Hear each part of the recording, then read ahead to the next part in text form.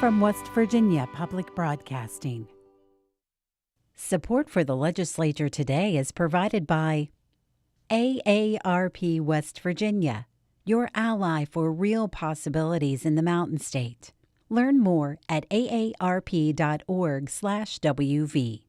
The Charleston Gazette-Mail, using its CGM app to deliver the latest news, traffic, and weather alerts, keeping you in the know while you're on the go. Lumos Networks, online at lumosnetworks.com. West Virginia University, online at wvu.edu.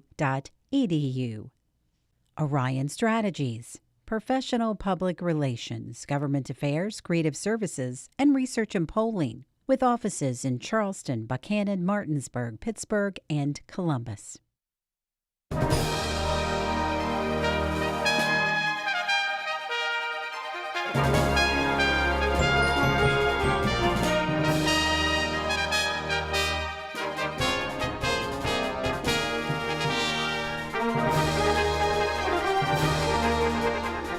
Good evening and welcome to the Legislature Today.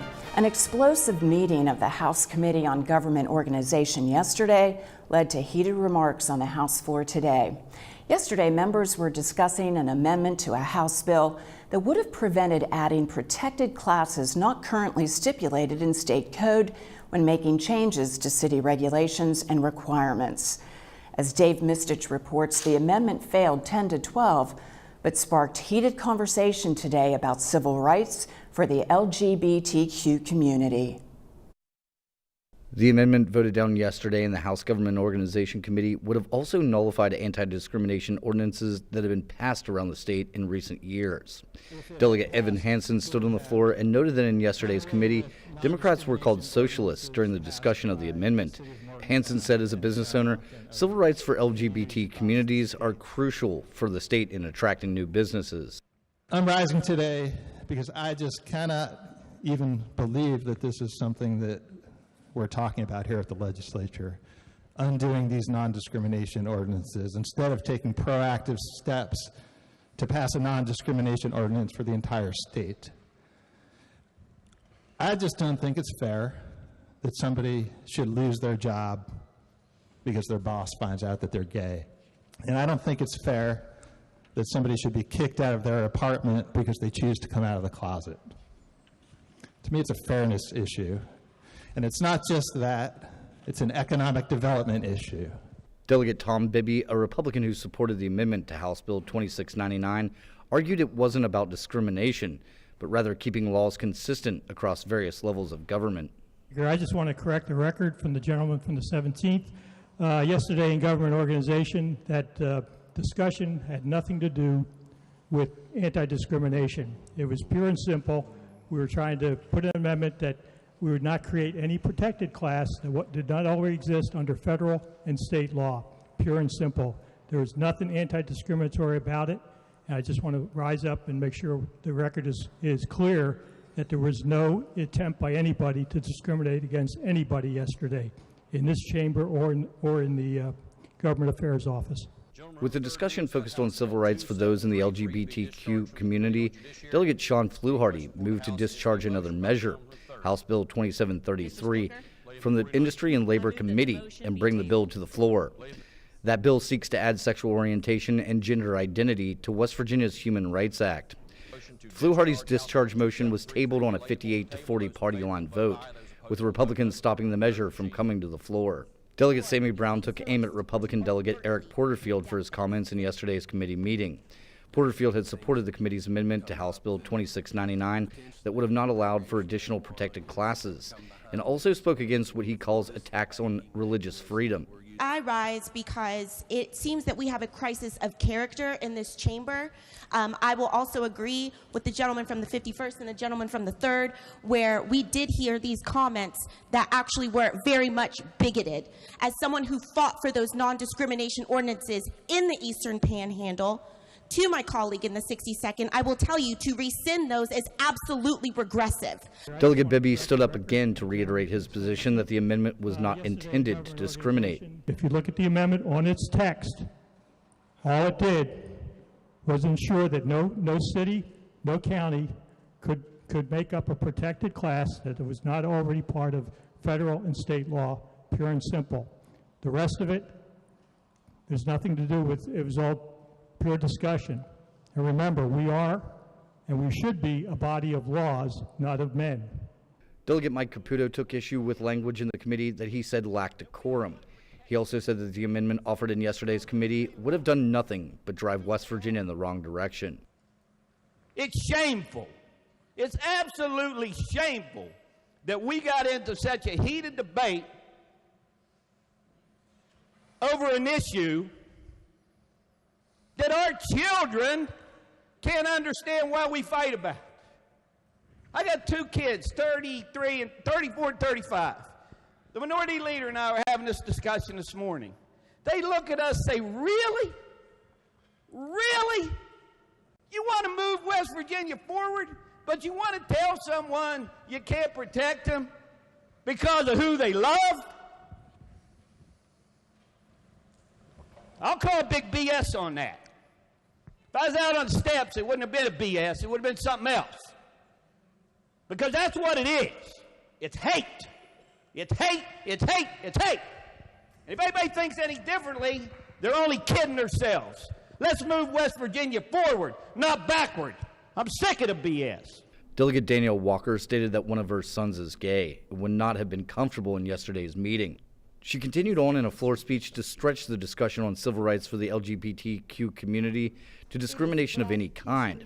She advocated for West Virginians to see one another beyond their skin color, gender, or sexual orientation. You know what's the most heartbreaking thing?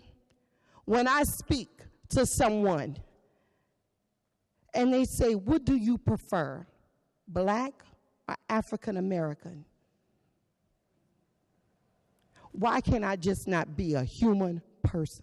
Why can't I just be a human being? Why can't I just be a mother? Why can't I just be a delegate? Why can I not just be your equal? You look at me and you see what? I am an American, proud.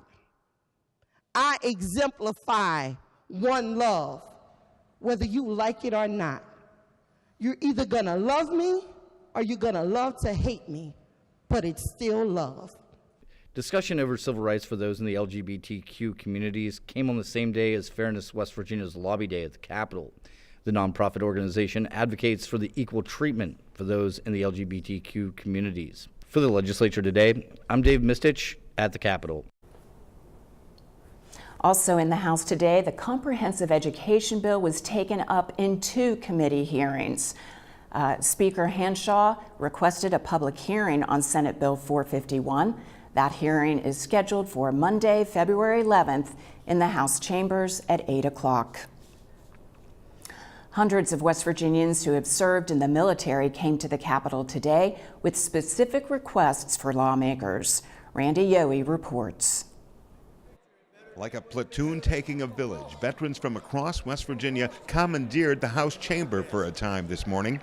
Greenbrier County Vietnam vet Rod Farley was one of many who say the challenge of readjustment for a returning combat veteran from any conflict requires understanding and care. It's been 50 years since Vietnam, and we, to be honest, we still have the guys and women that are trying to readjust just because of what they seen and did in combat. For some, it's no problem at all, but for others, it can be a pretty big challenge. They've been exposed to a lot of things for the first time in their life, and much of those are traumatic. And they come back carrying a lot of those issues within themselves. For thousands of Mountain State vets dealing with those issues, exercising the demons of war requires trained care. Caregiver Patricia Schaffner says without the Veterans Home Facility in Barbersville, the consequences would be tragic. They'd just be homeless, hungry, no place to go, nobody to turn to. And that's kind of what we do. We take care of the veterans, make sure that they're 100% all the way around as a whole taken care of. We have an aging veterans population. I mean, you got to think, Vietnam veterans are in their 60s now and 70s, and I've even run across a couple that were in their 80s.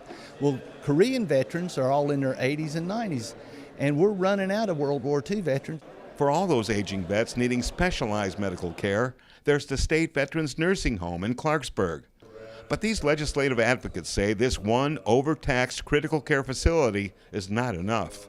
What they're really pushing for is to get $10 to $15 million to establish a second veterans nursing home in the Beckley area in southern West Virginia.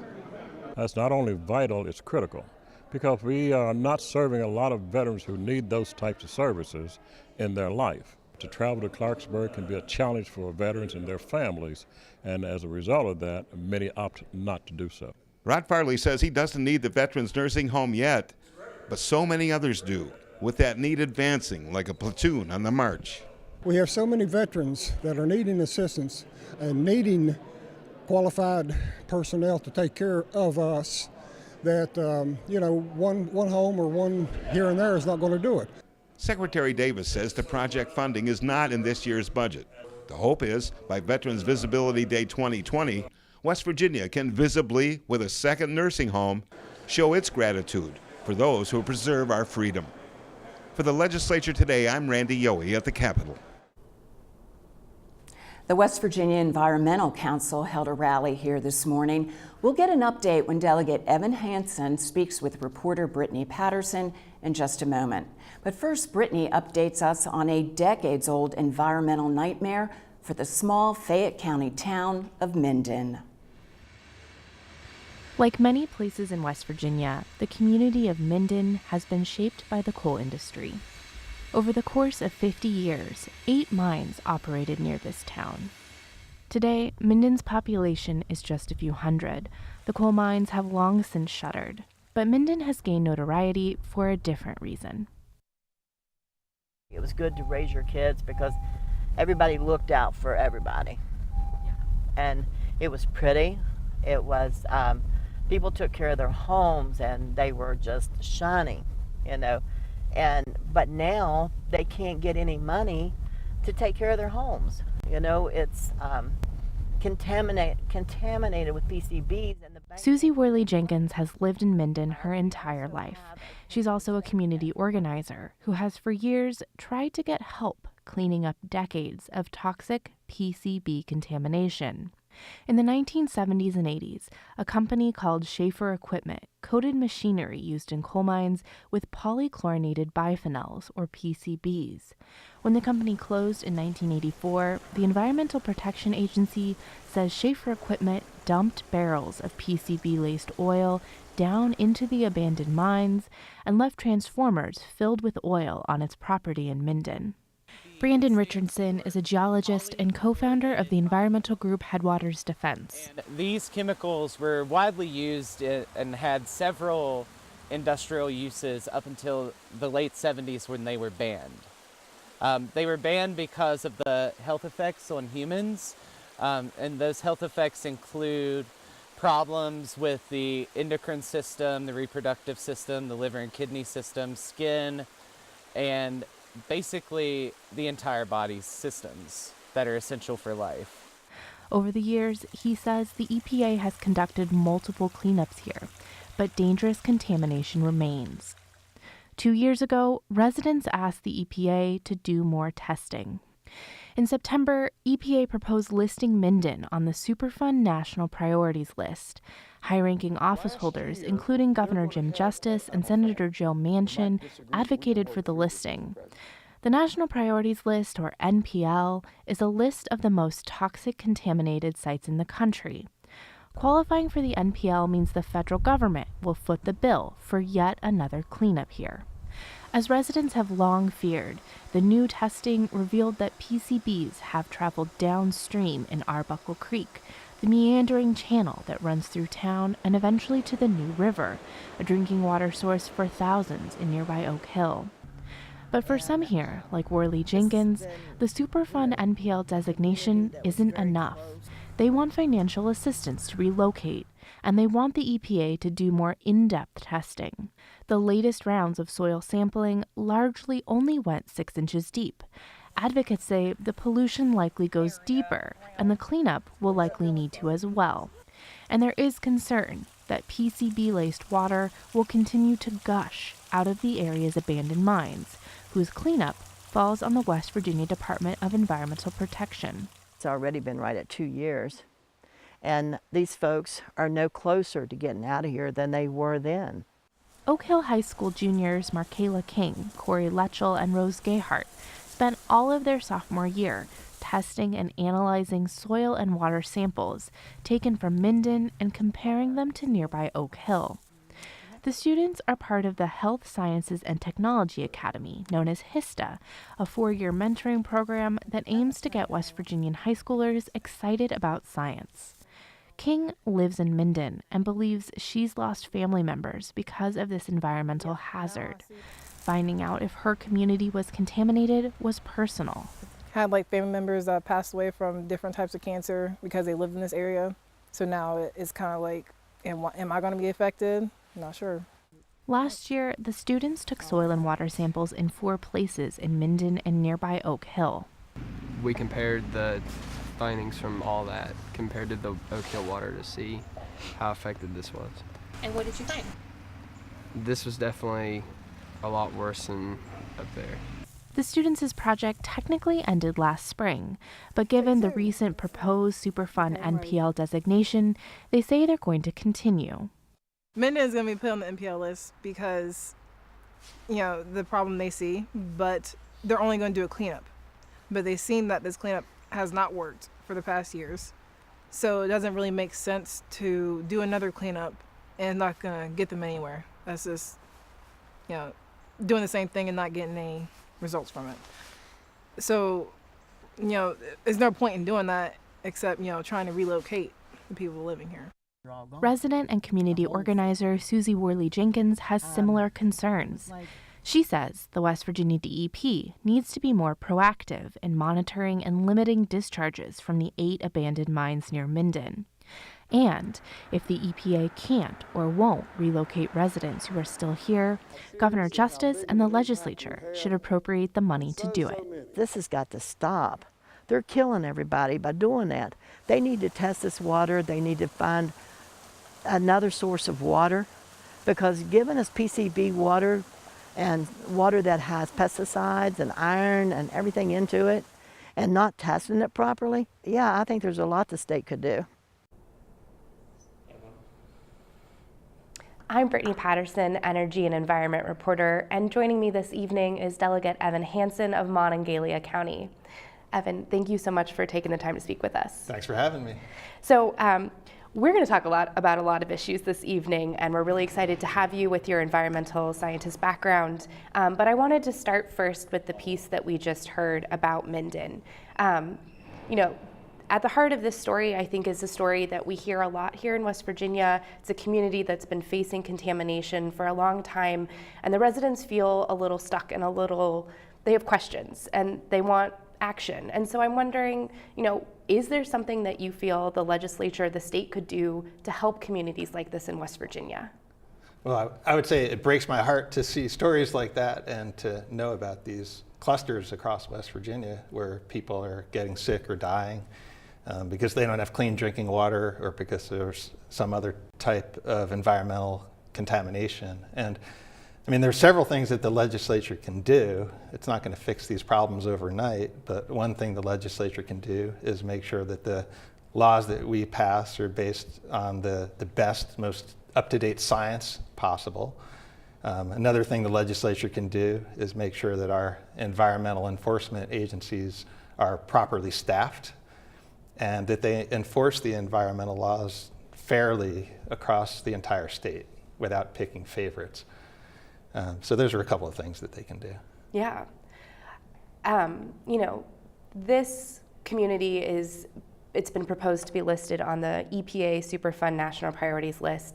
There are a lot of federal programs run by EPA and other agencies that communities here in West Virginia, whether that be the state or local communities, can find really helpful to get help.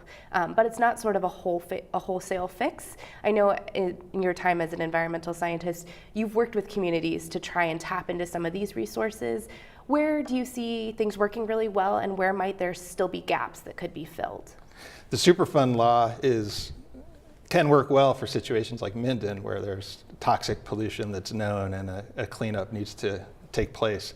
But what we see more often across West Virginia, a program that works real well is the brownfields program. And brownfields are sites that are either polluted or perceived to be polluted enough such that economic development doesn't take place on that site because business owners don't want to take on that potential risk. And what happens through the brownfields program is that federal dollars are freed up to do the environmental testing that's required to determine once and for all whether it's contaminated. And if it is, then additional funds could come in to remediate the pollution. And the goal at the end of the process is to have a site that can be redeveloped and put into productive use. Yeah. I want to pivot just a little bit. Today was E-Day here at the Capitol, and you were one of the speakers who this morning was part of that rally. What was your message when it comes to environmental issues? My message is that there's a lot that we can do as a legislature that recognizes that a healthy environment and a healthy economy go hand in hand. And that's unfortunately not something you hear that often here in the legislature, but I believe it to be true, and I think there are steps we can take today to create jobs and reduce emissions at the same time. Yeah, I think one of those steps, something that you have sponsored, is a bill about solar energy on coal, former coal mine sites. Tell us a little bit about this bill. Sure, this is a bill that we're calling the Modern Jobs Act, and it has bipartisan sponsors, and it addresses a couple issues here in West Virginia. One is that most of our electricity is generated by coal right now, over 90%. And that electricity has been getting more and more expensive over the last decade. In fact, West Virginia electricity used to be about the cheapest in the country, but now we're in the middle of the pack. That's no longer an advantage for us here in West Virginia. And so this bill aims to allow large electricity users like chemical plants or manufacturing plants to give them the freedom to choose electricity generated from solar arrays, so long as those solar arrays are located on former coal mines. So the goal of this legislation is to create jobs and also to put those former coal mines that are degraded land and they're not helping our economy right now, to turn those into productive assets. Yeah. Well, interesting enough, even if a company wanted to make that decision to tap into solar power, if they could find it in West Virginia, currently, as I understand it, the law is such that that can't happen. And I understand there's a Senate bill that has also been introduced that would change the way third parties are allowed to install or develop renewable energy and other energy. Could you talk to us a little bit about what are power purchase agreements and why that might be a step that's holding back renewable development here? Sure, and these two bills are complementary. My bill is looking at very large-scale solar arrays for very large electricity users, and the power purchase agreement bill is looking more at rooftop solar, either for homes or businesses. And right now, there's a third party is not able to come in and finance the solar development. You have to pay for it yourself. And so that really holds back people like you and me that may not have $20,000 that they could invest on a solar array on their rooftop, even though over the long term, we'd save money. So if this bill passes, there are companies that operate all across the country that could come into West Virginia, build a solar array on your rooftop at no cost to you, and starting next month, you could see your electricity rates go down. Yeah. I want to, excuse me, I want to go back to something you said earlier about passing laws that are based on the most current available science. So today in the Senate, we saw the Senate pass Senate Bill 163, which includes the DEP's water quality standards. And these are rules that basically limit how much water or pollution can go into our rivers and streams in West Virginia. That bill had originally had proposed updates, 60 of them that DEP had suggested. Those have now been taken out in the final passage. And I'm wondering, how are you hearing rumblings in the House about this piece of legislation and this rule in particular, and how does it sit with you? I think people are starting to take notice of it since it's about to come over to the House. You know, those 60 changes to the human health standards, they were in the bill, then they were taken out, Then once testimony was provided by public health experts and people from the DEP, they were put back in, and then they were taken back out again, all in the Senate over the last couple of weeks. My feeling is we need to update our standards based on the best data and the best science we have. And right now those standards are based on science and data from the 1980s. We have new science and data that came from the federal EPA with recommendations. Our DEP took those and made some adjustments based on West Virginia specific data, and that's what was proposed, but those were stripped from the rule right now. Yeah. Well, just very quickly in the last few seconds that we have left, I wanted to offer you a chance to give some final thoughts about the reason that you felt compelled to stand up today and talk about that amendment that went into the discriminatory amendment. Tell us about why you felt compelled to stand up. Well, I've been here for a few weeks now. This is my first term, but what happened in government organization yesterday was definitely the most emotional debate we've had. I just could not believe that we were debating whether or not it's okay for local communities to make discrimination illegal. I just could not believe it. Absolutely. We'll have to leave it there. Delegate Evan Hansen, thank you so much. Thank you. I'm Brittany Patterson. For everyone here at West Virginia Public Broadcasting, thank you for joining us and have a great evening.